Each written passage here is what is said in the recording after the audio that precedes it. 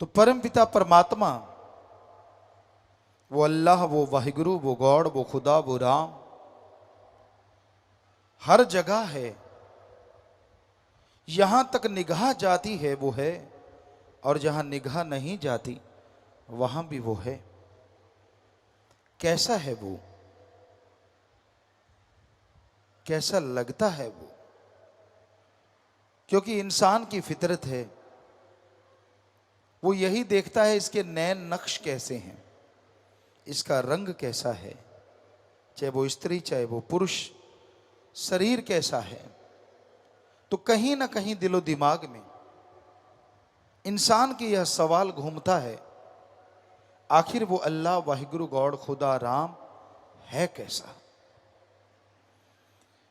वैसे तो पानी में कोई रंग नहीं होता और जैसा रंग मिला दो वैसा हो जाता है।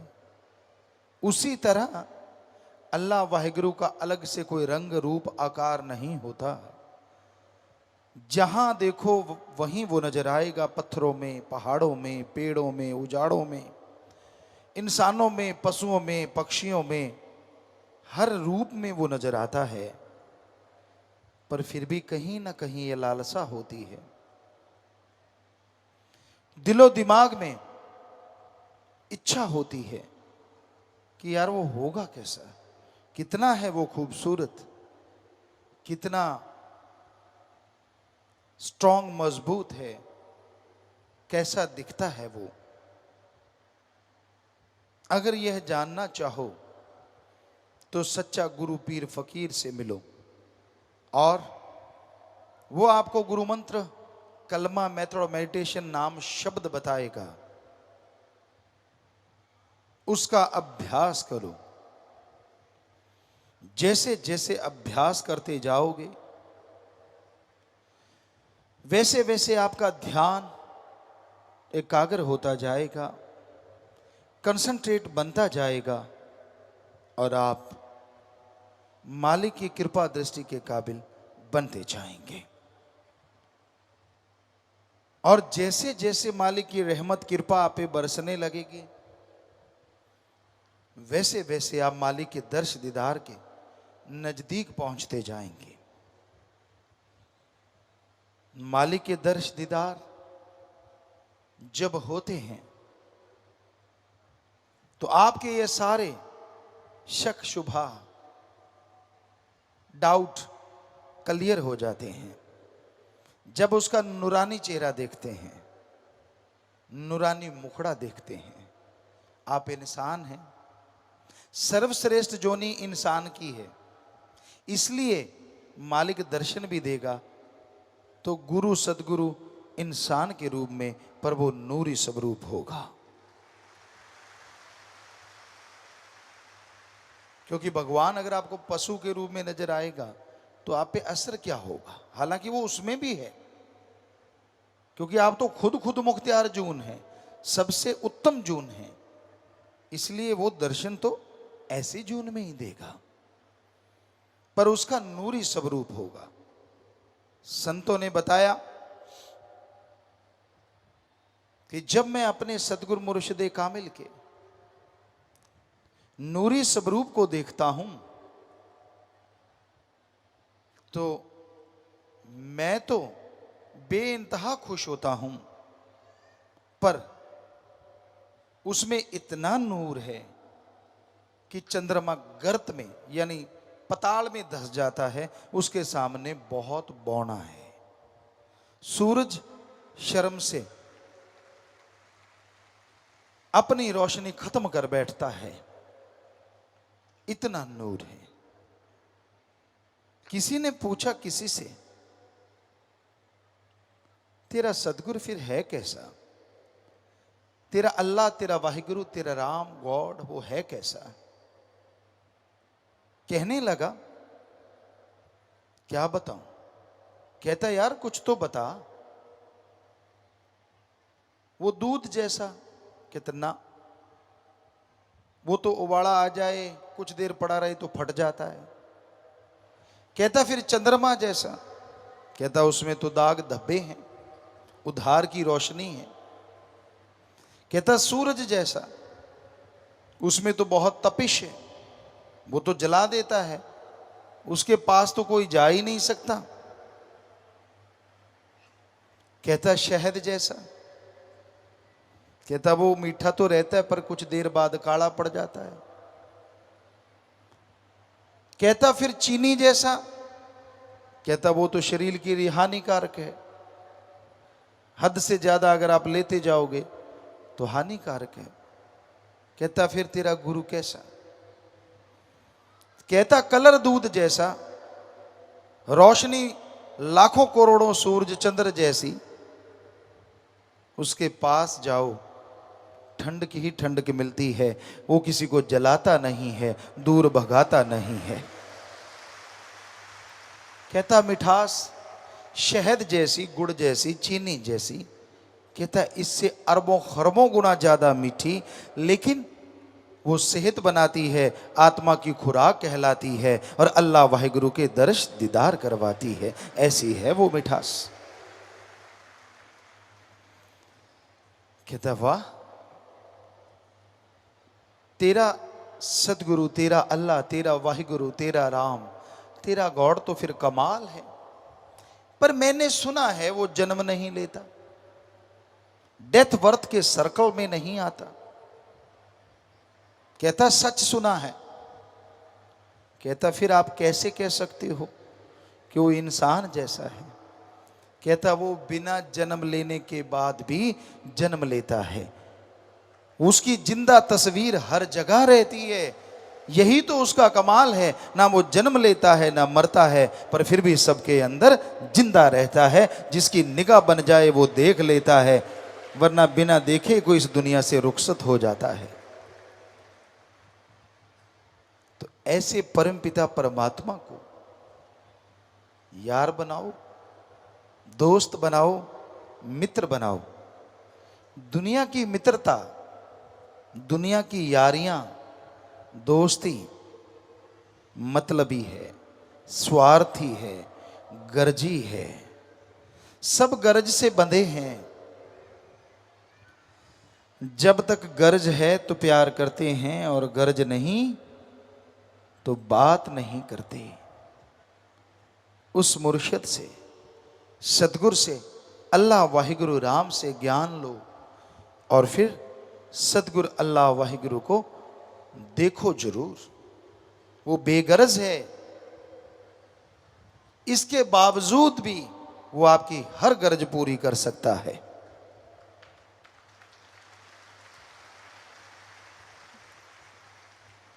आप सारे समाज में रहते हैं, आप किसी की विवाह शादी पे जाते हैं, उसको सलामी देते हैं, वो लिख लेते हैं आप, या याद रखते हैं, मैंने 100 दिया, 1500 दिया, 5 रुपए दिए, 10 दिए। और जब आपके घर में किसी की शादी होती है तो आपको ध्यान में रहता है फलां आदमी कितने दे के गया। ये गरज है, गरज के लिए ये रीत बनी थी। पुराने समय में लोग जब शादियां होती थी तो ऐसे पैसा देते थे जिससे उसकी मदद हो जाए, क्योंकि अकेला कुछ नहीं कर पाता। 100-100, 5-5 रुपए भी दिए, 2-2 रुपए भी दिए, तो सारे गांव में वो काफ़ी पैसा हो जाता था उस जमाने के अनुसार। और बेटी की शादी धूमधाम से हो जाती थी, पास से कुछ लगा भी नहीं और शादी भी बढ़िया हो गई। किसी की भी शादी होती फिर वो रूटीन उस पे चलता था, सारे उसको दे देते थे। तो ये गर्जी हो गया ना। पर अल्लाह वाहिगुरु राम को सलामी देने की जरूरत नहीं। आप मत दीजिए सलामी, और बदले में जितना मर्जी ले लीजिए, बस भावना शुद्ध कर लीजिए, विचारों का शुद्धिकरण कर लो। अगर आपके विचार शुद्ध हैं, भावना पवित्र है, श्रद्धा है आपके दिलो दिमाग में, तो वो इतना देगा, इतना देगा, आपकी झोलियां छोटी रह जाएंगी और उसकी रहमत मूसलाधार बरसती जाएगी, बरसती जाएगी। तो अपने आप को शुद्ध करना है, अपने आप को पवित्र बनाना है। ना तो दिखावे से कोई पवित्र बन सकता है, ना अच्छे कपड़े पहनने से कोई पवित्र बन सकता है, और ना ही धन दौलत जमीन जायदाद ज्यादा होने से कोई पवित्र बन सकता है। पाक पवित्र बनने के लिए एकमात्र उपाय, रूहानियत में आओ, सुमरन करो, सेवा करो। परहित परमार्थ और सुमरन, दो चीजें आपने करनी ही करनी है, क्योंकि सुमरन से बाकी के गुण ऑटोमेटिकली प्रकट हो जाएंगे। आप दीनता नम्रता धारण कर लोगे, आपके अंदर बेगर्ज निस्वार्थ प्यार करने की भावना पैदा हो जाएगी, आप मालिक से करीब होते चले जाएंगे।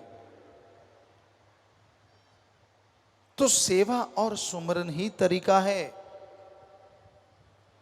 मैं सजूं रे सजूं पिया लिए रोजाना, एक ही तरीका है सजने का। पता नहीं आप उसे कैसे लेते हैं, उस शब्द को, भजन को, सॉन्ग को, पर हमारा नजरिया ये, मैं सजूं रे सजूं पिया लिए रोजाना, कि मैं रोजाना सुबह शाम उसके सुमरन करती हूं, मैं रोजाना सुबह शाम उसके लिए दुआ करती हूं, मैं रोजाना सारा दिन उसकी सेवा में लगे उसकी औलाद का भला करूं, इसी में सजती संवरती रहती हूं, क्योंकि इसी सजने संवरने से पिया जी मिल जाते हैं। पाउडर करी में लगाने से नहीं। उधर भी लगाया जा सकता है कि हाँ भाई मैं सजूं, मैं तो पाउडर लगाऊं, मैं क्रीम लगाऊं, पता नहीं क्या क्या लगाऊं, लगाता रहे, आदमी जरूर खुश होगा, पर खसम अल्लाह वाहिगुरु राम खुश नहीं होता। हम ये नहीं कहते कि पाउडर शाउडर ना लगाओ, जितना मर्जी लगाओ भाई, कोई रोक टोक नहीं, पर अगर उस भजन का आप हमसे पूछो कि पिताजी उसका क्या मतलब है, मैं सजूं रे सजूं पिया लिए रोजाना, तो उसका एक ही मतलब है कि आप सुमरन के द्वारा, सेवा के द्वारा, परहित परमार्थ के द्वारा रोजाना सजो।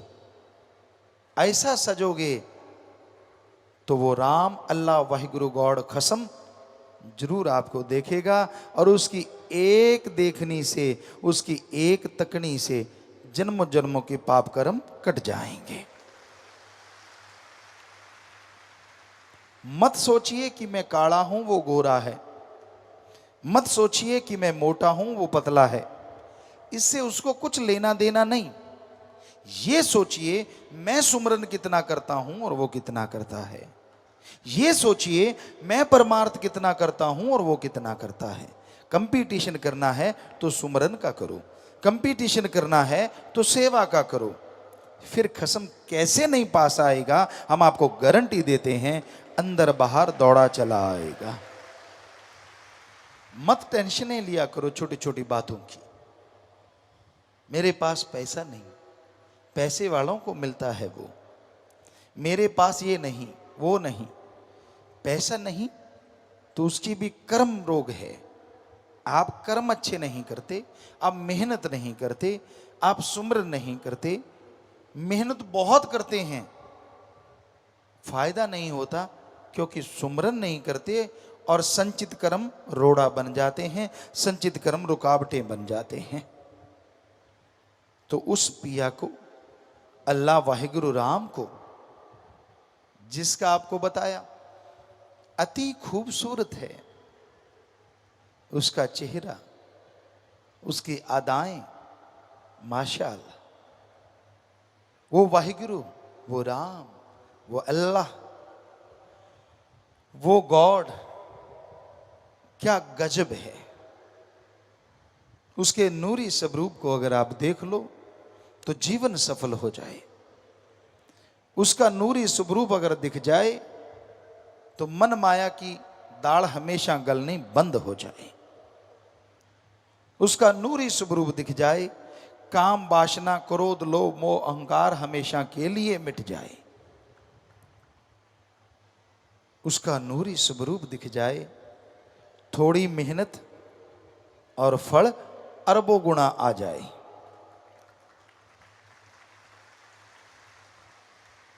उसका नूरी स्वरूप दिख जाए तो जिंदगी में हमेशा के लिए बहार छा जाए, पतझड़ खत्म हो जाए। उसका नूरी स्वरूप दिख जाए तो इंसान इंसान से भगवान बन जाए।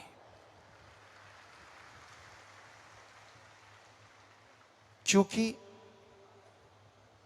इंसान खुद उसमें अपने आप को देखे और अपने में भगवान को देखे तो वो भगवान रूप बन जाता है। फिर समाधि लगाने की जरूरत ना पड़े, सुमरन करना ही ना पड़े, सेवा करनी ही ना पड़े, अपने आप सुमरन चलता रहता है, अपने आप सेवा होती रहती है, पता ही नहीं चलता कि क्या हो रहा है, अगर उसका नूरी स्वरूप दिख जाए। आप मीठे के आशिक हैं, नमकीन के आशिक हैं, कड़वी चीज के आशिक हैं, इंद्रियों के भोग विलास के आशिक हैं, अरे उसका नूरी स्वरूप मिल जाए तो ये जो आप मीठा नमकीन कड़वा या इंद्रियों के भोग विलास का स्वाद लेते हैं, ये तो क्षणिक है, 5 मिनट 10 मिनट आधा घंटा घंटा, और बाद में मुंह बकबकवा और शरीर चूरो चूर। अरे नूरी स्वरूप मिल जाए तो इनसे खरबों गुना स्वाद आ जाए और वो परमानेंट बन जाए, टेम्परेरी कभी ना रहे। आपको लगता है गुरुजी ललचा रहे हैं, यार ये तो स्वाद ही स्वाद है। ललचा नहीं रहे, हम तो सच बता रहे हैं। आपको क्या समझ आ रहा है वो तो राम जाने, पर हम तो सच बता रहे हैं। और इसलिए बता रहे हैं कि हम वो लज्जतें लूट रहे हैं, आप खाली क्यों हैं? हम भी तो इंसान हैं और आप भी इंसान हैं। हमें सतगुरु मुर्शिद ने नवाजा, रहमो करम किया, तो आपको भी तो सतगुरु मुर्शिद ने नवाजा, रहमो करम किया। क्यों नहीं अमल करते? क्यों नहीं जीवन अल्लाह वाहिगुरु की याद में लगाते? क्यों नहीं परहित परमार्थ करते? जीवन यूं ही गुजर रहा है, सेकंड गया, मिनट गया, घंटा गया, दिन गया, महीना गया, साल गया, पता नहीं खा पी के कितना माल गया। समझ गए आप? खा लिया और फिर गया, खा लिया और फिर गया, पल्ले क्या रह गया है? कुछ।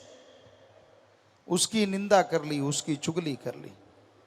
भाई बहनों में आजकल चल रहा है, बैठ गए, सुना वो कैसा, फला ऐसा, ये बुरा वो बुरा। क्या पानी में बधानी से कभी मक्खन आया? आया तो दिखाओ किसके पास है। जितनी चुगली करते हो, जितनी निंदा करते हो, एक दूसरे को गाली गलौज करते हो, एक दूसरे को बुरा बोलते हो, क्या कोई पदवी मिली, कोई ग्रेड मिली, अपग्रेड हुए आप? कोई तगमा मिला, कोई मेडल मिला, कोई नोबेल पुरस्कार मिला आपको कि भाई इसने इतनी निंदा की है, बेचारे ने जोर लगा लगा के, इसको कोई तो मेडल मिलना चाहिए। वैसे निंदा चुगली का अगर मेडल मिलने लगे ना, मोस्टली सबके गले में मेडल हो। सच्ची बात है। थोड़े ही बचे हैं मालिक के प्यारे जो मालिक से इश्क करते हैं, वरना चुगली निंदा के बिना कईयों की तो रोटी हजम नहीं होती और कईयों को टॉयलेट नहीं आती।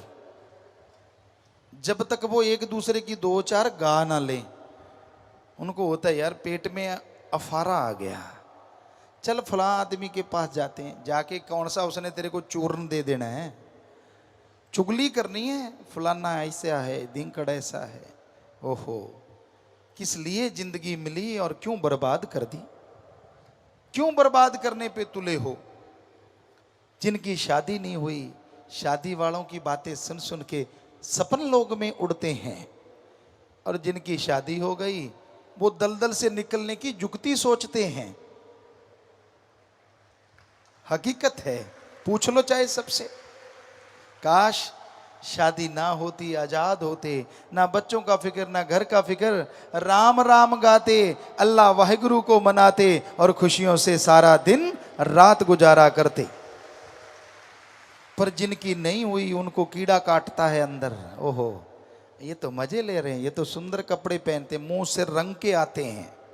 मैं भी रंगता, साल 2 साल रंग लेता, बच्चे हो जाते, आंखों की गिद्द तक नहीं उतरनी थी, रंगना तो दूर की बात। गृहस्थी वो ही अच्छे हैं जो अल्लाह वाहिगुरु को याद करते हैं, जिनके घर में प्यार मोहब्बत है, जो अच्छे संस्कार अपने बच्चों को देते हैं। और तपस्वी वही अच्छे हैं, त्यागी वही अच्छे हैं जो सतगुर पे दृढ़ यकीन रखते हैं, भगवान की भी परवाह नहीं करते और सेवा सुमन में ध्यान लगाते हैं। अपनी जिंदगी का मकसद जो आपने बनाया है उसको सुबह सुबह सुमरन के साथ याद किया करो। गृहस्थी लोग याद किया करो कि हे परम पिता परमात्मा, हमने तेरा नाम जपना है, तेरे से दया में रहमत लेके खुशियों के खजानों को लूटना है, अपनी औलाद को अच्छे संस्कार देने हैं, अपनी औलाद को आपसे जोड़ना है और अपनी औलाद के लिए हक हलाल का अमृत आबो हयात इकट्ठा करना है। ठगी बेईमानी भ्रष्टाचार का जहर नहीं पिलाना है, चाहे कुछ भी हो जाए। सबसे प्यार से बोलना है, सबसे बेगर्ज मोहब्बत करना है। ऐसे ही तपस्वी, तपस्वी जिन्हें कहा जाता है त्यागी, उनको चाहिए सुबह याद करें, सतगुरु अल्लाह वाहिगुरु तेरे लिए जिंदगी तूने कुर्बान करवाई है, मेरे में ऐसा कुछ नहीं कि मैं कुर्बान कर दूं, तेरी रहमत बरसी की कुर्बानी हम पे रंग लाई है, मेरा मुझ में कुछ नहीं, जो कुछ है सो तेरा, तेरा तुझको सौंपते क्या लागे है मेरा। याद करें कि हे मेरे मालिक, हे मेरे दाता, हमारी औकात नहीं थी कि हम तपस्वी बन पाते, जो मालिक को अति प्यारे होते हैं वो बन पाते। ये तेरी रहमत बरसी, तूने बना लिया, और अब और रहमत रख, हमें शक्ति दे। हम जिस चीज के लिए जिंदगी कुर्बान की है, अल्लाह वाहिगुरु का प्यार और उसके सारे संसार का भला करना, सेवा करना, परोपकार हम करते रहें ता जिंदगी, कोई बुरे ख्यालों में ना चलें, निंदा चुगली में ना बैठें। मालिक हमें शक्ति देना, हम परहित परमार्थ में डूबते चले जाएं, निकलने की हमें फुर्सत ना मिले और तेरी खुशियों से हमेशा माला माल हो जाएं। दोनों तबकों को, चाहे वो गृहस्थी चाहे त्यागी तपस्वी, ऐसी प्रार्थना करके, सुमरन करके अपनी औकात हमेशा याद रखनी चाहिए। हम तो अपनी औकात नहीं भूलते, हम तो आपके नौकरों के भी नौकर हैं, ये है हमारी औकात। हम तो आपके जुत्तों में बैठने को तैयार हैं, क्योंकि फकीर का काम सेवा करना है। अगर आपका नौकर आके कहेगा गुरुजी मेरा ये काम करो, तो हम तो करेंगे, नौकर हो गए ना। आप करो ना करो अपने नौकर का काम, तनख्वाह दो ना दो, पर हम तो अल्लाह वाहिगुरु के नौकर हैं, इसलिए सबके नौकर हैं। आपका नौकर भी हमें कहेगा, हम तो उसका काम भी करेंगे और उसके लिए भी दुआ करेंगे। हम नहीं भूलते अपनी औकात। आप भी मत भूलिए कि नहीं, अहंकार नहीं करना, खुद ही नहीं आने देनी अंदर। उस अल्लाह वाहिगुरु से लिब जोड़ी है, सतगुरु मौला से प्यार मोहब्बत की तार जोड़ी है, टूटने नहीं देनी, हिम्मत रखनी है, हौसले बुलंद रखने हैं और खुशियों से आगे बढ़ते जाना है, कदम आगे बढ़ा के पीछे नहीं खींचना। यही है इंसानियत, यही मर्दानगी, यही सच्चाई है और यही हकीकत है। फिर देखिए कैसे मालिक नजारे लुटाते हैं। अरे आप तो चमड़ी के पीछे पड़े हुए हैं। साईं जी का एक वचन अचानक ख्याल में आ गया। आप कहोगे क्या आपने सुना? नहीं, सुना नहीं। फिर कैसे आ गया वो आप समझ लो। तो ये कहा करते चमड़े का बोका और चमड़े का सुआ डबो डबो के सारा जग मुआ।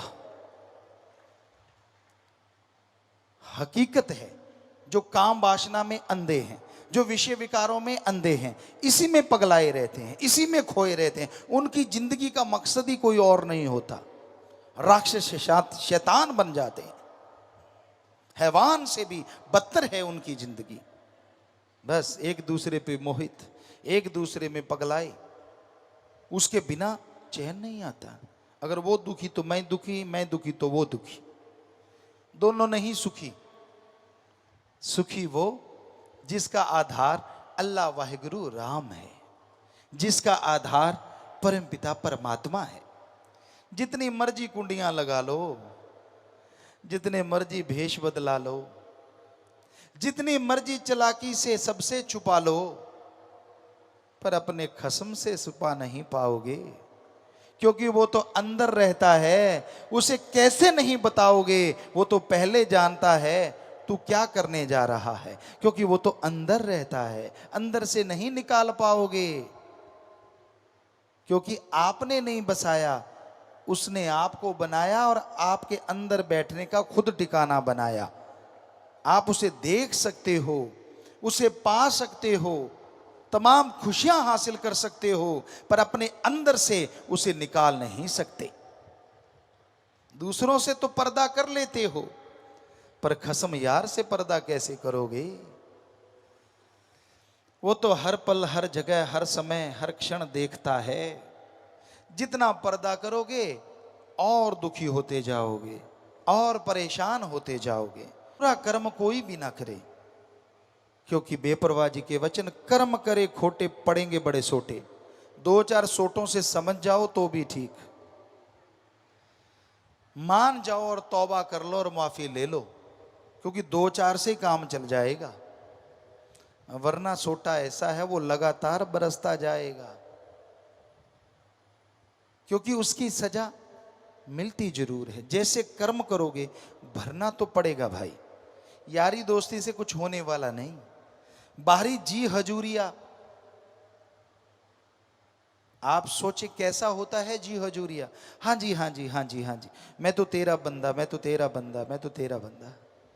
बाहर से यूं लगता है यार ये भगत तो बिल्कुल फ्रेश हो के अभी टपका है, इस जैसा तो कोई दूसरा है ही नहीं। पर बचनों पे अमल करने के नाम पे जीरो, वैसे जी हजूरिया, सबकी निगाह में जी हजूरिया। और फकीर पर्दा नहीं उठाते, वो तो कहते हाँ जी, हाँ जी, हाँ बेटा भले शाबाश। कई बार आसपास वाले भी सोचते हैं यार ये गुनाहों का गुथला है, बाहर से दिखावा करके मालिक की नजारे लूट रहा है, ये आपका भरम है। फकीर तो पर्दा रखते हैं, वो तो सबको हाँ जी, हाँ जी कहते हैं। आप बुला के देख लो, वो तो कहेंगे वाह बेटा शाबाश बहुत बढ़िया। पर अगर काम करोगे घटिया, पड़ेंगी राम नाम की छटिया, उससे नहीं बचोगे। ये मत सोच लेना फकीर ने ऐसा कर दिया तो कट गया, नहीं। आशीर्वाद असर सब पे करता है। एक घड़ा सीधा है, एक टेढ़ा है और एक औंधा है। अमृत की बरसात हो रही है, आप खुद ही जानते हो। जो सीधा है भर जाएगा, टेढ़े में कुछ ना कुछ आएगा और औंधा औंधा ही रह जाएगा खाली। ऐसे ही पीर फकीर मालिक से दुआ करके आशीर्वाद देते हैं, और वो यहां तक नहीं त्रिलोकियों तक चला जाता है। और जैसा घड़ा है वैसा भरता चला जाता है और औंधे के ऊपर से निकल जाता है, पर असर कुछ ना कुछ तो कर ही जाता है। इसलिए अपने घड़े को जरा सीधा कर लीजिए।